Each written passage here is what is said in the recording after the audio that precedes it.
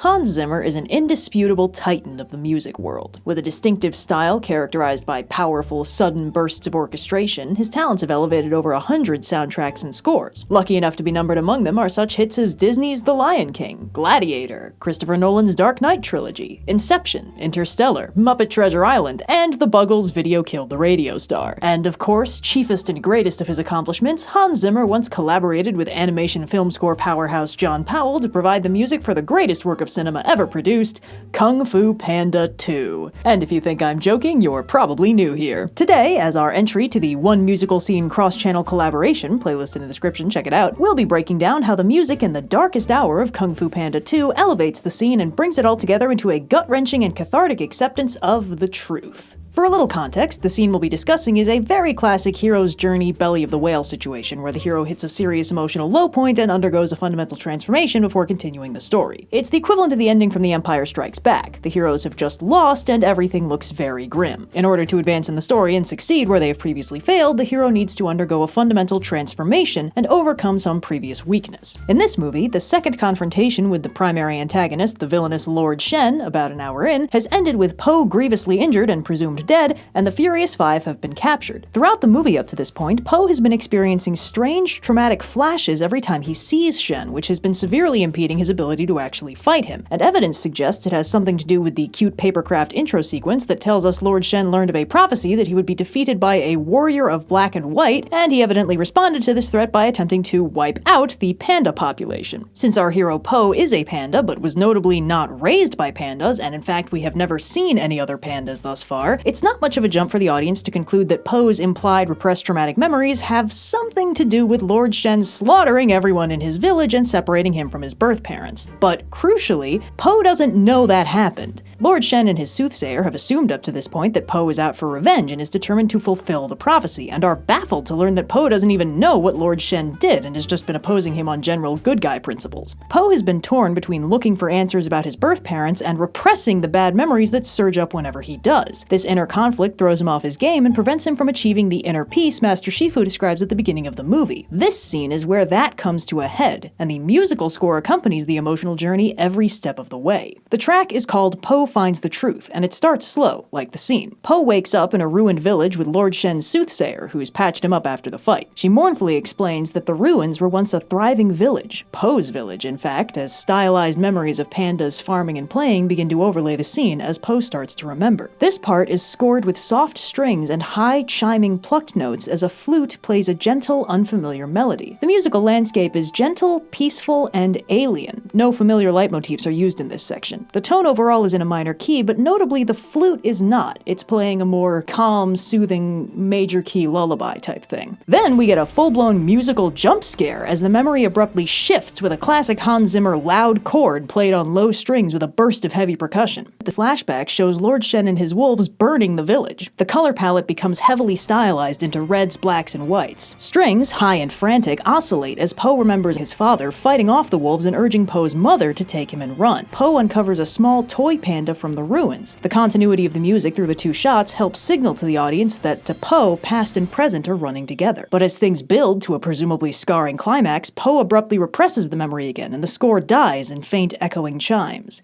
Back in the present, the soothsayer urges him to stop fighting and to let the memory flow, and Po begins to take her advice. Percussion re-enters as Po begins to flow through a form reminiscent of Tai Chi, and horns enter the orchestration for the first time in the track, playing a slow rendition of the hero leitmotif that typically appears in a much more bombastic context in the score. Unsurprisingly, the hero leitmotif typically applies when Po is doing something heroic. Strings and woodwinds build in the background, and Po slides back into the flashback. The percussion continues, striking a steady chasing beat, as in the flashback, Po's mother runs from the wolves. High bowed strings join in, playing the Dies Irae motif, and if you want to know more about that, check out the channel Sideways, he talks about it all the time. It is a general musical theme used by composers to signify that death is happening. And the steady percussion and chasing strings very effectively score the frantic rhythm of of a desperate chase. The score cuts out again as, for the first time, the flashback shifts from stylized 2D animation to the same 3D animation used in the present, signaling that Poe is no longer seeing this as a distant story. Poe's mother hides him in a box, and as she comforts him to quiet his crying so he won't be discovered, the flute from the beginning returns. As she tearfully leaves Poe behind to lure the wolves away from him, another familiar leitmotif enters the score. The melody used here is most prominently featured in the track Oogway Ascends, and typically signifies a peaceful and wise but potentially slightly mournful tone. It also flows very well into and out of the hero leitmotif. Then the high strings separate from the leitmotif and slowly climb, matching Poe's mother's movement as she scales the slope and vanishes into the woods, and the Oogway leitmotif fades away as the wolves overtake her. The remaining strings die down into silence, and a low, chiming bell rings out as the flashback ends, and Poe finally understands what happened to his mother. Also, using a chiming bell in a musical score to signify that somebody just died is pretty classic stuff. Low, minor key bowed strings and possibly a very low woodwind add texture to the scene as Poe processes what he just learned. The soothsayer comforts him by saying that while his story may not have had a happy beginning, that doesn't define who he really is. The low strings pick up Oogway's theme again, and spiraling flutes add a lightness to the score as Poe remembers everything else that has defined his life so far. The full orchestra, accompanied by a choir for the first time in the track, smashes into the now triumphant rendition of the Oogway Ascends theme as Poe recalls the heroic highlights of the first movie. The score builds and builds over his accomplishments and his exploits with the Furious Five until it suddenly softens. The choir and percussion cut out, leaving only the gentle strings accompanying Poe's early memories, long before he was the Dragon Warrior, when he was just a baby panda being gently cared for by Mr. Ping. As Poe returns to the present, the strings carry Oogway's theme along with him, and when the soothsayer asks who he is, he answers for the first time with a full understanding of what it means for him to be Poe. Percussion and horns re-enter as the theme builds in a triumphant resolution. Poe is back, and he's gonna need a hat. So now that we've broken down exactly how this scene goes and how the score integrates with it, I'm going to bring in my channel partner and we're going to have a little freeform discussion over why this scene absolutely slaps. Please stay tuned. Hello, yes, I am Blue, and I am super excited to talk about the music in Kung Fu Panda and why it's super good, especially in this scene.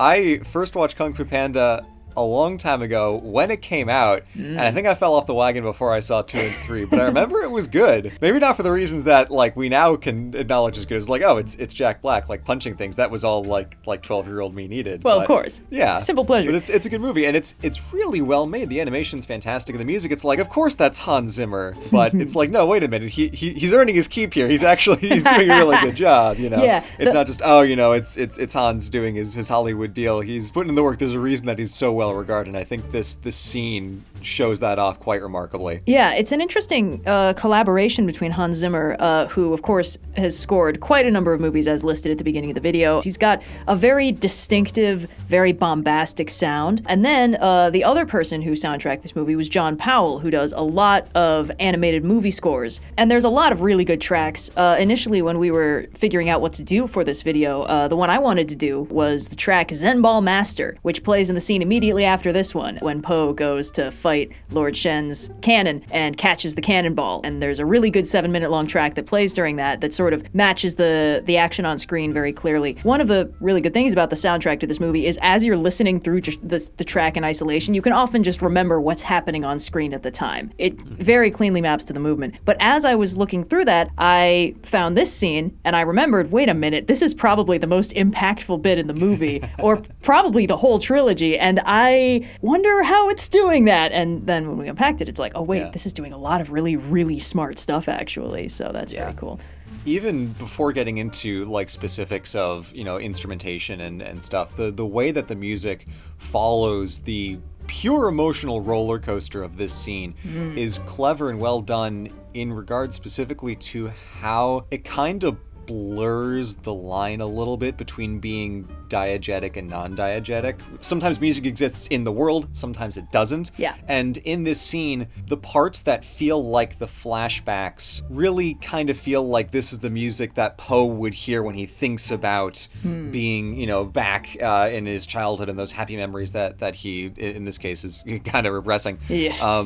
There's a very strong association between music and memory, and I think it is very well shown in this scene how the music can connect someone to a sense of time and place, and how kind of getting into that flow state of remembering can feel like almost like listening to a song playing back a memory, and how that can be kind of jarred out of focus or out of sync from either intrusive thoughts or other things like, you know, other traumatic memories. But it works effectively to show a little bit of what Poe is thinking. But it's not just calm music, it's specifically a music that is associated into this moment of Poe's memory. I think it works well. One thing I think is extra effective about the scene is, of course, his flashbacks are sort of intercut with his present state. But the fact that the score flows unbroken through those scenes a lot of the time shows that, like, it's not like Poe is remembering and then he's opening his eyes and then is like, oh yeah, Toy Panda, that's wacky. It's more like in his head, these two things are happening simultaneously. He's simultaneously back in the village as a baby when it's on fire, and here in the present in the rain. And it's just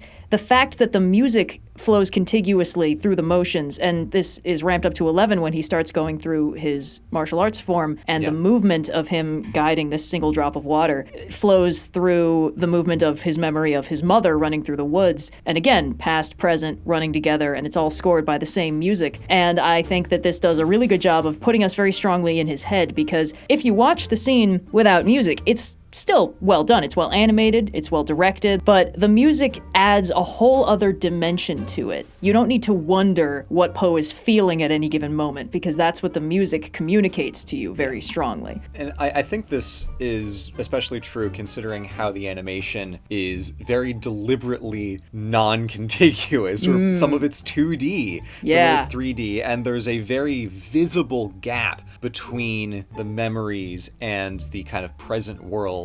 But, Red, like you said, that gap only exists to us as the audience, because to Poe, in his head, the music shows this is all one mental process. This is all internally, psychologically happening at the same time, even though it's like, yes, the memory was before and the village is, you know, in a different state right now. The music binds it within Poe's conflicting thoughts and his journey and his moments of peace, punctuated by memories of, wolves in the forest and junk like that. Yeah. And then at the same time, the fact that his memories are two-dimensional, sort of the same way that the movies in other cases frame things, like when he's having a dream or when someone is telling him a story, you know, it comes across as this sort of 2D papercraft style. But the memory shifts from 2D to 3D at that very key moment, as it stops being a story and starts being, oh, that's me. This really happened. And it's a very impactful moment. It's buoyed up by the fact that at that point the score is nearly at its most frantic. It's just been building and building the whole chase scene through the woods. And then it sort of rings out and lets the moment on screen play out rather than needing to add like a musical sting to it.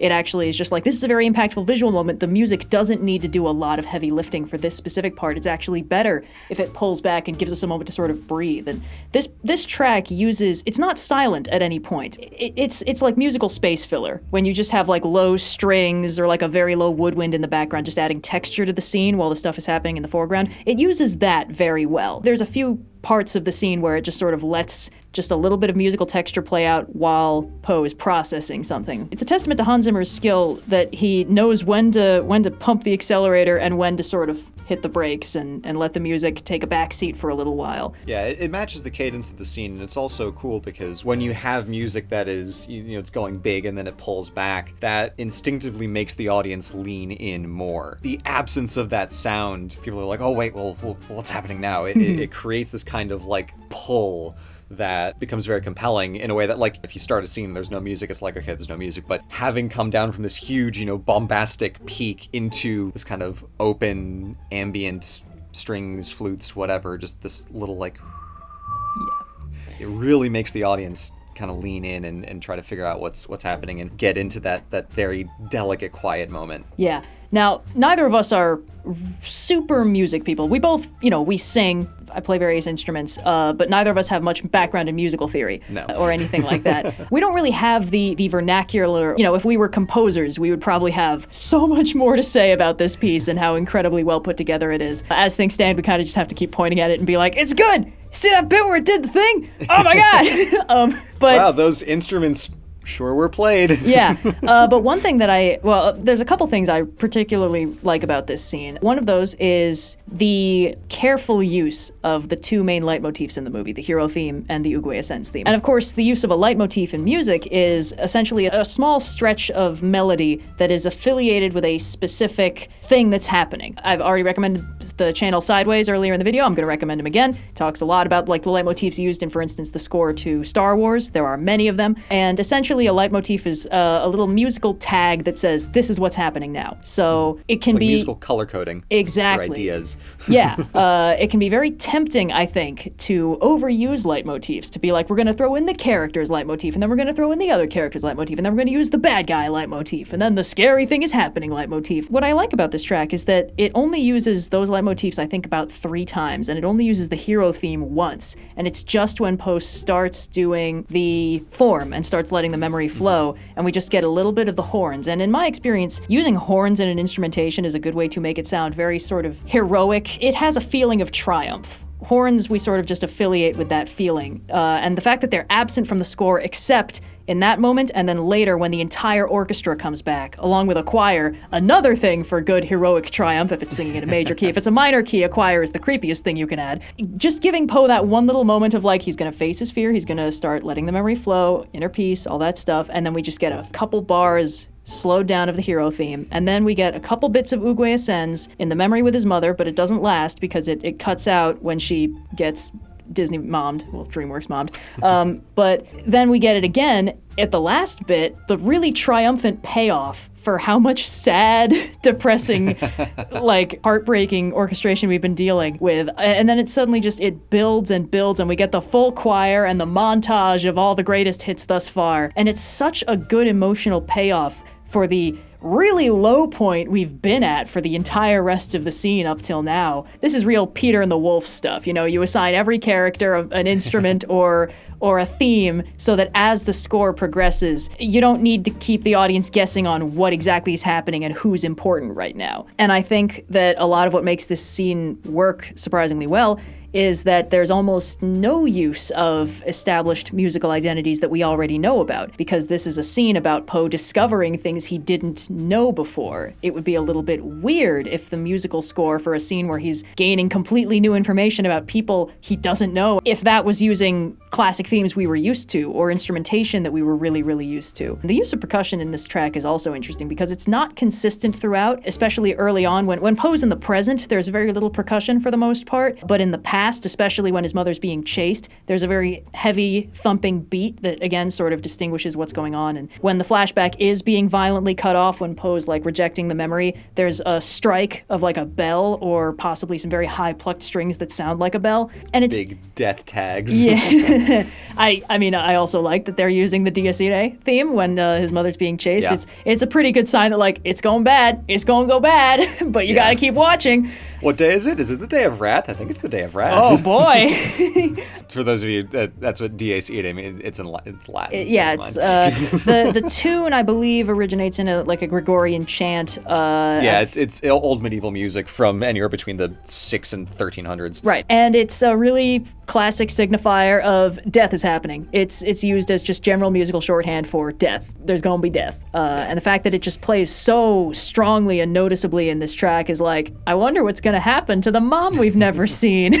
So basically, this scene has so much going on that like if we picked any one instrument, we could be like the flute. There's a little bit of flute at the very beginning when we're getting the sort of peaceful memory of, oh yeah, there's people are farming, there's kites, everything's green and beautiful, and then fully cuts off as the village burns, the memory gets really bad, etc., and then the flute comes back just briefly when he's remembering his mom leaving him in the radish box. The flute never plays a tune we're familiar with, but it always plays a very gentle, calming thing. So if we were Peter and the Wolfing this, we could say that flute is probably representing Poe's mom. It's an instrument we don't normally hear. It's very easily drowned out in a broader orchestra. It certainly isn't present in all the bombastic hero stuff because you can't hear a flute over like any other instrument for the most part. I've played flute for like 4 years. I know whereof I speak. And this helps sort of musically identify like this is unusual. We don't normally hear this in the ensemble for the score of this movie. So what does it represent? Well, it represents this person who we almost never see because she's long gone, baby. All those high high woofty woodwinds and like chimes and stuff, they're drowned out by the thumping percussion. It's setting a very strong beat. And I found that a lot of composers do this, but Hans Zimmer really likes doing this. If there is a scene where time is a factor, he will use really, really regular percussion. In Interstellar, there's a track when they're on the planet near the black hole where time dilation is a factor. There's a very noticeable tick every 1.25 seconds, and that represents a single day, I believe, passing on Earth. Listening with that in mind, you're like, oh my God, hurry up! Dune. I just rewatched Dune the other night, and when they have the 5 minutes till the worm contact scene, that scene starts off kind of slow, but as the worm gets closer, the percussion picks up, the entire orchestra gets louder and louder, things get significantly more intense, and there's always this pressure of, time is not on your side, bud, and just for the chase through the woods, it's a foregone conclusion, it's a memory, we already know how it's going to end. Seconds are ticking away as he's watching, and then when we're back in the present, it's almost like a timeless moment. There's almost no variance to the instrumentation. It's just adding auditory texture to the scene because it doesn't feel like time is passing now. Like, there's no rain falling, there's no indicator. He's just frozen in this moment of like grief and realization. And it's not until he sort of gets the strength to remember who he is and move forward that the soundtrack picks up again and starts moving forward, and we get more percussion and more stuff happening. Yeah, I think to your point about the way that the memory kind of overtakes and the music overtakes, the sounds that are associated with the chase scene are instruments that would naturally fully overpower the instruments that are associated with Poe in the present in the village, trying to kind of piece through these memories, picking up planks and finding old toys and stuff like that.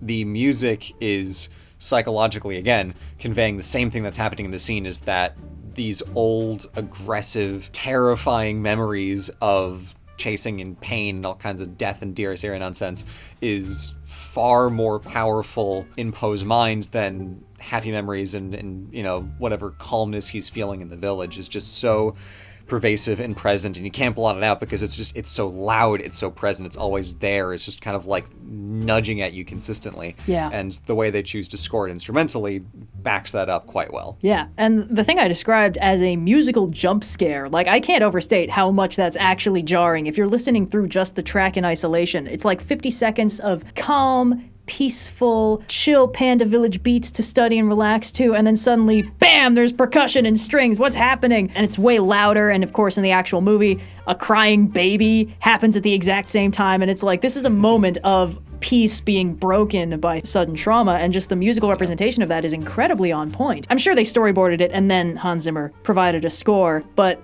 they really went above and beyond to line up the events on screen exactly to the beats they're hitting in the song. That's, some of the earliest kinds of animation was, before they had a lot of voice acting, everything was like second to second animation was scored directly to music. And even, looking at Looney Tunes, perfect example of that. What's opera, Doc? I wouldn't be surprised at all if the scene, storyboard, and the music were developed together. I can't comment specifically because I don't know, but it is a common thing to be done, and it is cool to see that the music was rightly given such a place of focus in the development of the story. I guess what I'm going at here is everybody should rewatch these movies. They are really weirdly good, and they keep getting better the more I watch them. There's a lot of really impressive stuff they're doing right. Every movie, you can tell they found a new fun thing to render, because in the second one, they're doing all the beautiful pyrotechnics. In the third one, it's clear they rendered a really good subsurface scattered jade texture, and they were like, we gotta slap this on everything! Visually, they're really good. Choreography-wise, they're quite good. They've got like the kind of like Jackie Chan action comedy that live-action movies are kind of not fantastic. Doing anymore. Oh, no. Yeah, because I guess it's easier when you don't have stunt people that can get hurt in the process or whatever. And of course, the soundtrack is top notch, and it elevates an already good story to another level. And the leitmotifs are really fun, and I like the funny panda and how he hits stuff. It's just a good series. We're so lucky to have those movies. Yeah. No, I definitely agree. And I think with just the sheer volume of how much work Hans Zimmer has done in Hollywood, and all good work too. I think there is somewhat of a valid criticism of like, oh, you know, a lot of Hans Zimmer stuff kind of sounds the same, and it sounds very kind of simple and safe and Zimmery. And I think there are maybe some films where that's kind of true, but I would definitely say that Kung Fu Panda is an example of a film where the music choice is so perfectly tailored to the film and the story and the setting as well, because you have a handful of local instruments. I think I heard an erhu, which is an old Chinese 4 or 5 stringed kind of violin type thing, which is like you know the sound it makes. Even if I can't describe it, it's that one. You know. What do you mean you can't perfectly mimic this instrument with your mouth? What are you doing, man? No, but I think this is a really great example of Hans Zimmer, you know, already an excellent composer, working so well to make the score feel unique, even if it still has a lot of like very Zimmery elements, like, oh, you know, hella percussion, someone's gonna die. It's so well tailored to the movie and to the scene and the character that I think it really ends up standing out, even among, you know, his other very excellent and well-regarded work. So. Yeah. Great scene, great score, great composer. Yeah, and I don't want to make it seem like this is 100% Hans Zimmer. I don't know how exactly the collaboration ended up being balanced out. But John Powell is the composer for the score for How to Train Your Dragon, which is noteworthy for being an incredibly good soundtrack. Third Sideways recommendation. He has a video about why How to Train Your Dragon has a really, really good score. I very much recommend watching it. It's got a lot of cool information about leitmotifs, all that stuff. It's basically the reason why this video is not about the opening to How to Train Your Dragon, which was the first thing that occurred to me, but it's already been done better than us. So John Powell is a very seriously good animated movie score composer, and the How to Train Your Dragon score is also very good at mapping exactly what's happening on screen to the music. It's a score where if you listen through it in isolation, you can often be like, oh, this is the romantic flight, this is Test Drive, this is when they're fighting the Green Death. Oh, Stoic just showed up because they've got a men's choir playing and he's the only character who gets that. Stuff like that. So John Powell is very good at that. And Hans Zimmer is also very good at adding musical texture to scenes and buoying them up that way. So I don't know exactly how the division of labor worked out. I don't know what each of these composers contributed. I do know that the soundtrack for the third movie, without John Powell involved, you can kind of hear a little bit of the difference, but again, I don't have enough of a composer's ear to be able to actually unpack what exactly John Powell was adding to the equation and what's not there in the third movie. Essentially, it's a really impressive meeting of the minds from two people with very different discography that still managed to come together and produce something that doesn't sound like anything either of them have really done before. Yeah, I'll say on the subject of leitmotifs, and it seems like a very kind of Powell thing to have very strong associations of like character and sounds. How to Train Your Dragon does it all over the place. So yes, I'd say that's accurate. The way that the leitmotifs are used in this track specifically with the hero theme and Uguay Ascends, I think are very good because it's a very clever use of abstract leitmotifs where Uguay Ascends, you know, it was first used in a different scene and had a specific purpose in that, but since then, read like you said in the analytical section of the video, that it's a combination of kind of introspection and a little bit of mourning. The more vague you can make leitmotifs, the more interesting and complex applications you can use. So it's not like, oh, this is the red Lego brick, I put it here. This is the blue Lego brick, I put it there. Yeah. It has a kind of chemistry to how it's used and what you can do with it when you're playing in kind of complex structures and interesting balances of meaning. Credit to both the composers. Yeah. If I recall correctly, I think the Uguay Ascends motif is actually the very first piece of music we hear in the entire trilogy. I think that's how the opening narration begins in the first movie, when his legend tells of a legendary warrior. And I think the motif playing then is the Uguay Ascends motif. And then when it becomes clear what this is going to be, this overblown sort of, oh, I'm such a cool badass, let me fight everybody. That's when the hero motif first appears and just really gets very unsubtle. They chain together very well. The Uguay Ascends leitmotif is a slow way to start a lot of these tracks, and it can build to a very strong climax on its own. But the hero theme is almost always full bombastic. It's very fast, it's very punchy. So the fact that it's used in this specific track slow and low, just sort of a horn adding texture to the low notes. The fact that it's the hero theme is like, Poe has not felt like himself for a while in this movie. Yeah. He's been struggling with his identity. He's been struggling to be the Dragon Warrior while he's wrestling with all this weird trauma he doesn't understand and doesn't know if he wants to confront. And then as he sort of breathes and slows down and starts doing the form, it's like,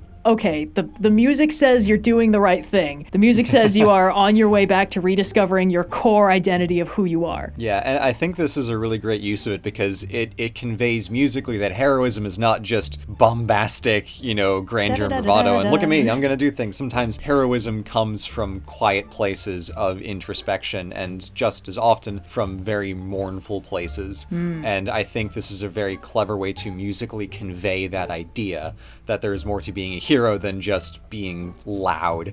Yes, I think that it's been very interesting seeing Poe's journey through heroism throughout all three movies is very interesting all on its own, probably worth a video, but the fact that he starts off as a hero fanboy, he wishes he were super cool. As a person who owns a couple plastic kunai myself, he's very familiar. And then he becomes a very out of his depth chosen one with no idea what he's doing, and he's just being constantly reminded, you don't belong here, you're not cool, you're not a hero, you're not a badass, you're just some guy. He doesn't want to be this either. He wants to be a hero, a real one. He's not deluded enough to believe he already is one. And Master Shifu has just been fully misreading him at every turn because he doesn't understand Poe or how he works, and he doesn't want to. And his turning point is changing to be like, okay, I can't train you like the others. How can I train you? What kind of hero will you grow? What tree will you grow into with the Oogway thing? And then in the second movie, he starts off, he's already the Dragon Warrior. Everything's great. He's got it made. And then Shifu's like, you must attain inner peace. And he's like, oh, I'm pretty peaceful. And it's like, no, buddy. No, you're not. Turns out you got a tragic backstory in there, bud. Call me in the third act and we'll talk. Yeah, and his in that case, it's like, he's like, well, I'm already done. I did it. I'm a hero. Everybody likes me. I'm super cool and strong and stuff. And I hang out with the Furious Five, and it's great. And it's like, yeah, but are you happy with yourself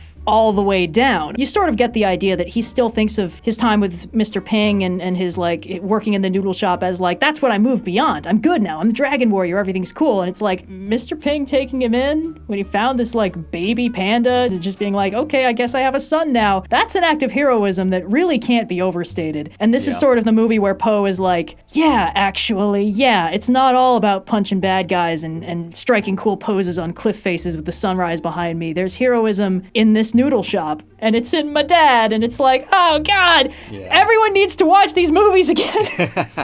Oh boy. So the fact that Poe's journey to heroism starts with a very sort of idealized, bombastic, loud heroism is when you punch stuff real good, and then we get a slower, more contemplative rendition of the hero motif that otherwise only really gets used in fight scenes, of just like, hey bud, gotta slow down and you gotta recognize all of who you are and how all these pieces of you, even the ones that you don't really understand or feel comfortable with, those all make up the hero that you are, and therefore they can be part of the hero theme. I guess the lesson of this is Mr. Ping is the real MVP of these movies, and we all know it.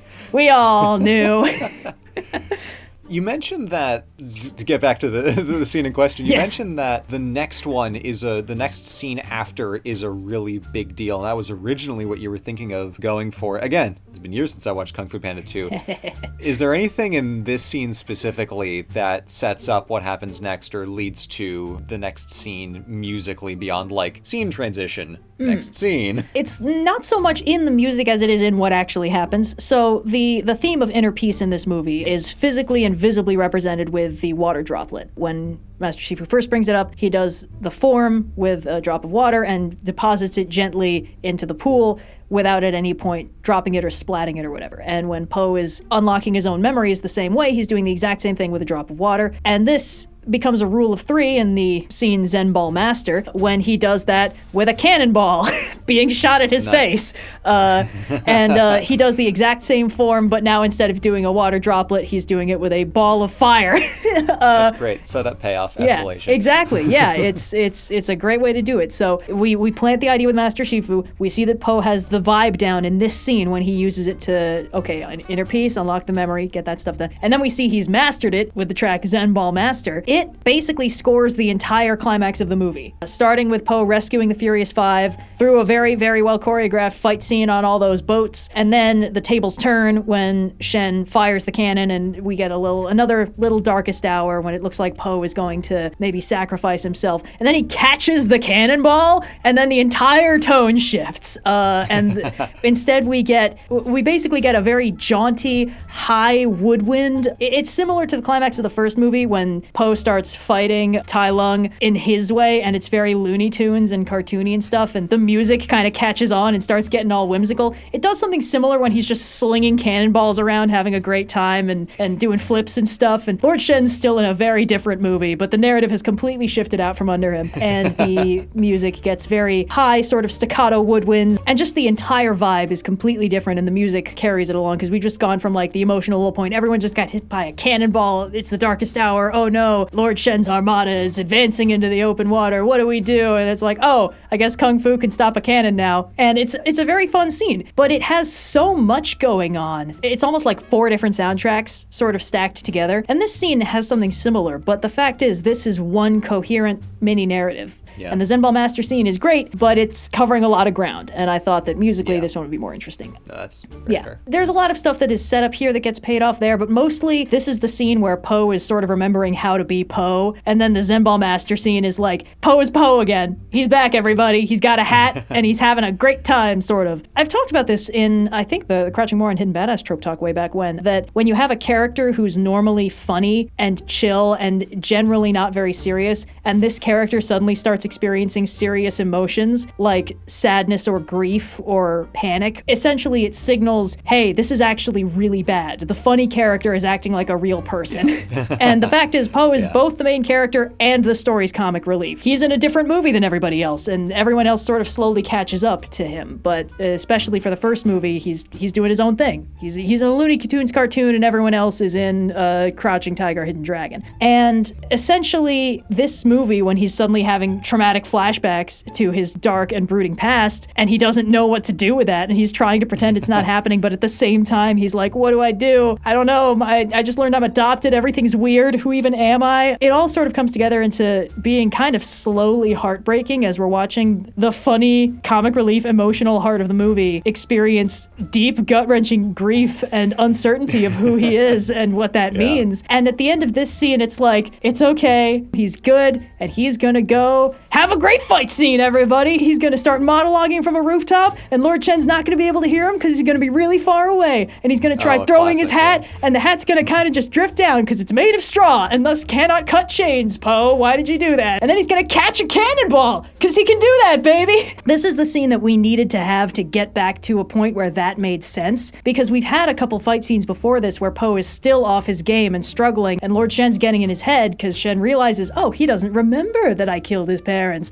I can use this for evil. And it's like, no, stop that. That's our boy. How dare you? And basically, Poe's just not at his best. He cannot fight very well when he's too busy freaking out about his dark and brooding past. So now it's like, okay, now we've earned our way back to the level of wackiness that we really want to see in a Kung Fu Panda movie finale. Yeah. So this is vital setup for the payoff that we get in the Zen Ball Master scene, which is why I thought it would be more interesting to talk about, because talking about payoff is great fun, but only with the setup. I think so. I think this is a really, I mean, how many times can we say this is a really well-constructed scene that, to your point a little bit back, is basically the entire trilogy in a nutshell. And I think that is extremely cool and makes this scene very worthwhile for analysis and for you to go watch it right now after we finish this video. Right this minute.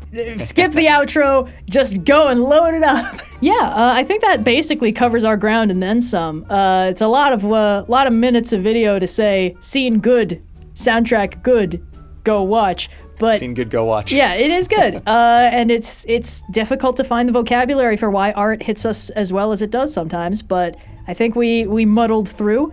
So definitely check out the movie and the other movies, and also check out the other videos in the One Musical Scene collab playlist. It should be linked in the description. Everyone else is having a great time, I'm sure. Yes, and most special thanks to Nando for putting this together, as always. Yes. It's always a treat to participate and be invited, so we are grateful to talk about cool stuff, thanks to a cool guy who organized this. Yes, we love writing prompts. It's very fun. And I think that's basically our bases covered, so Bye. Bye.